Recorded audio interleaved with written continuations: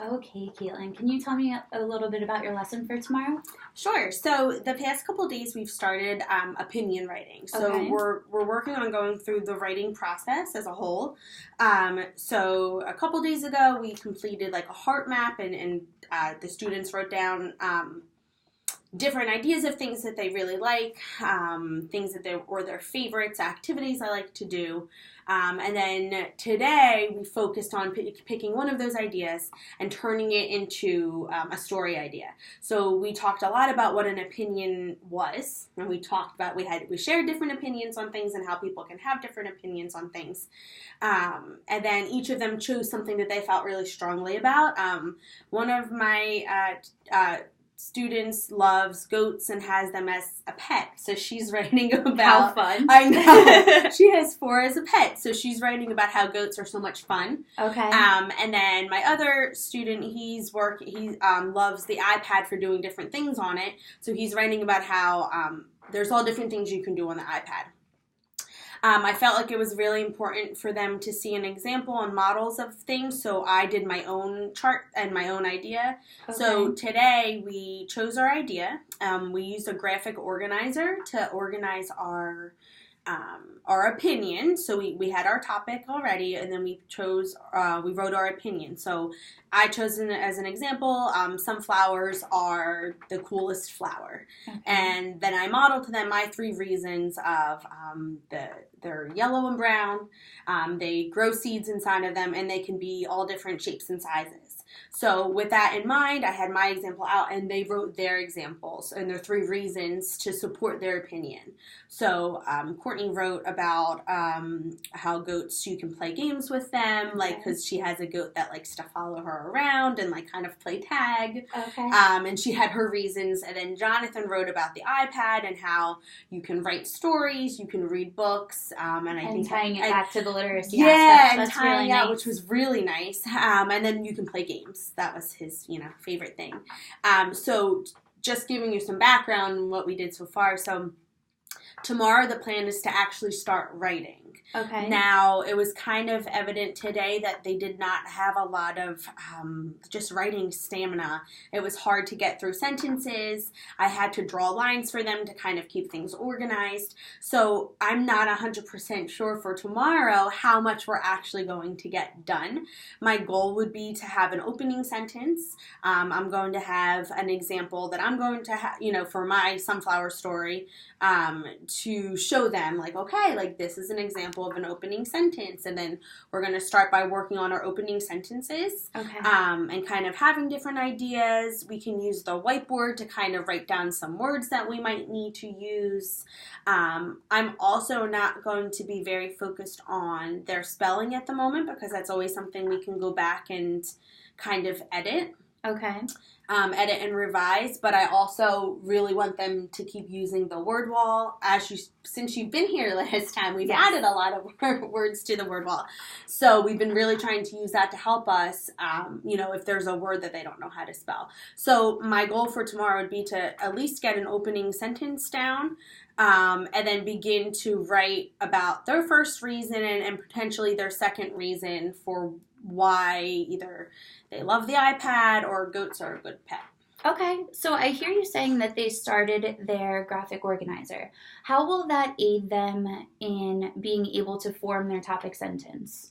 Great. So on the graphic organizer, the topic was at the top of the page, and then there was a box. It was pretty much 5 boxes on the page, and it really just helped them kind of organize their thoughts. So it was their topic, their opinion, their one sentence that they wrote that was just about their opinion, and their 3 reasons. So all of their ideas were already sorted out and organized. So the graphic organizer can really help them because they don't have to be pulling these ideas out of thin air. They already have them written down, and we can kind of talk through some of these things before they go to write them down. Okay, so if they do have their topic on their graphic organizer, how will they begin their sentence using the idea of an opinion writing? So that's actually a good thing for you to bring up. I forgot to mention, I was talking before, I have a poster that I have that I'm going to share with them tomorrow. It's opinion sentence starters. Okay. So it will be a great way to to just show examples of how to start their sentences.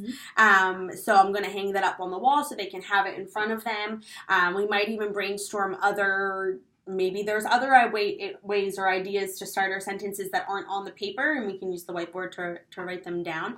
But I think that having those sentence starters too, along with having their ideas on their organizer already, will just make it a lot easier for them. Okay, wonderful. And so you said that you were worried about their stamina. Let's say that they're able to work really quickly through their topic. What is your plan if they're able to continue writing?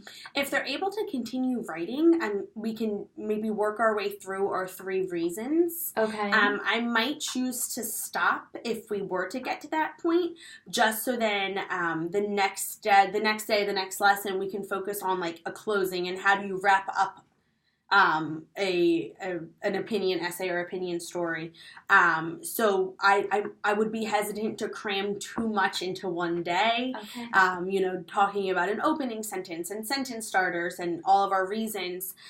So I would maybe choose to just kind of stop at that point and kind of wrap it up and kind of review, okay, like what did you write today?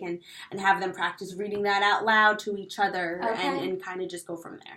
How would you differentiate your lesson if Courtney was working a little bit faster and it took Jonathan a little bit longer to come up with his topic sentence? What would that look like? So today I actually had to differentiate a lot just already in the lesson, and I've been trying to write it in my lesson plans as well because Jonathan can't spell nearly as many words as Courtney can. Courtney's a little bit stronger at sounding out words. So as Jonathan was filling out his graphic organizer, I wrote down some of his ideas. Okay. He does really well with like kind of mixing like dictation, but then him writing some words as well, and he is very eager and loves to try to spell words, so I try to let him as much as possible. Okay. But we had some trickier words today, like things and stories that were just too difficult for him, so I wrote those down for him, and he told me what he wanted to say. Okay. So as he was writing, we could kind of do a very similar idea.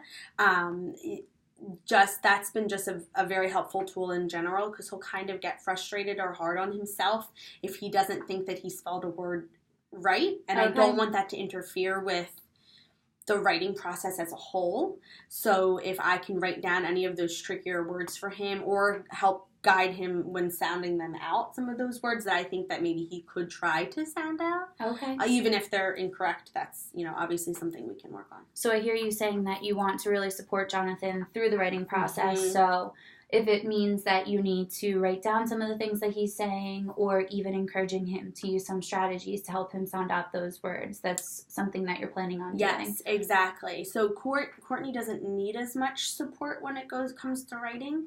I found with her that it's really beneficial to kind of check in here or there. So as she was filling out her graphic organizer today, she would write her reason independently, but then I kind of would check in with her after each reason. Like at one point she forgot to put an S, as she just put goat instead of goats. Okay. So kind of just helping her figure out her mistakes, not mistakes, but things that maybe she could correct. But again, this is just kind of a first draft of this, so we can always go back and kind of edit some of those things. That sounds nice. So what are your overall expectations for the essay? I know that your experience has been in 4th grade, and those essays are a little bit more lengthy, and they involve some reasoning and examples. What do you think it will look like closer to a 1st grade level? That's such a good question. I feel like sometimes it's hard for me because I'm constantly thinking on a 4th grade level, but I have to bring it down a little bit. So I think that their writing should definitely include their 3 reasons to support their opinion of why iPads are so much fun, or why goats are fun, and why iPads, there's a lot of things you can do on them. But I'm also not expecting them to have, as a 4th grade teacher, I expect each paragraph or each reason to have, at least 5 sentences. Okay. I would never expect that from them. Mm-hmm. So in my head, I'm thinking, maybe a sentence or 2 as an opening. Okay. And then for each reason, having a sentence or two for each reason. Okay. I'm thinking that Courtney might be able to do that a little bit more than Jonathan might be able to. Mm-hmm. So I really might have different expectations or goals for them because they are on different levels and have some different things that they're able to do. Have you considered a follow-up lesson to help them expand their sentences? What would that look like? So, like I mentioned before, my goal would be to just kind of get their ideas on the paper. In the next couple of days after that, I am planning to do a couple different lessons. Like one maybe just with more like phonetically and sounding out words and how we can kind of work on their spelling a little bit. Okay. If it's a word that I think that they can work on. Something else I was thinking of doing was doing a lesson on different kinds of sentences. Okay. And maybe having a sentence with an exclamation point and what that might be like, or a period, or even a question they might be able to throw one in there. So in kind of just expanding on that, even maybe expanding on some vocabulary, like maybe if there's another word they can use for describing or something like that. Good. So it sounds like you've really thought about the whole writing process and what it will look like at the end Yes. of their finished product. Mm-hmm. So in terms of your lesson for tomorrow, what would you like me to come in and really focus on? I'm thinking that I would really like you to think about and look at my wait time. Okay. I've been really trying to reflect on if I am allowing both of them enough time to answer questions or not. Sometimes Okay. I feel like how do I word this? Like just jump in too soon, or maybe that I sometimes assume that they don't know something that maybe that they could answer if Okay. I gave them a little bit more time to think about it.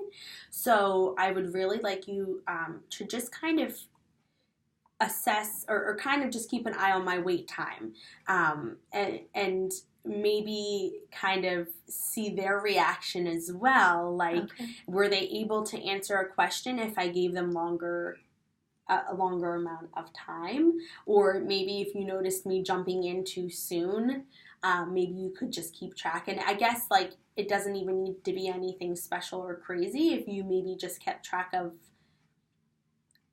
the number of times that I allowed Okay. them to think compared to times that maybe I should have let them or given them more Okay. time to think. So what I'm hearing is that you want me to focus on giving both of the students enough time to respond, giving them the opportunity to do so you're not assuming that they just don't know the answer. Yes. And seeing their reaction. So what I'm thinking of doing is comparing the number of times, like you said, that you allow them to wait and the number of times that you jump in. Would you like me to look at anything else?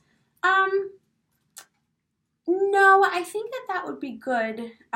Maybe the only other thing you could look at along with that is that if I didn't jump in, or I'm sorry, if I did jump in, like what I could have done differently. Okay.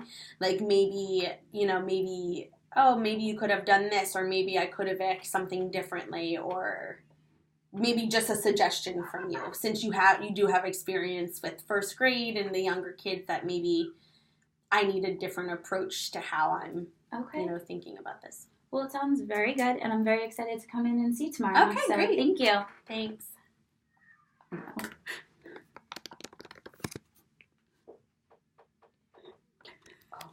no. Lights still on? Yeah. Okay.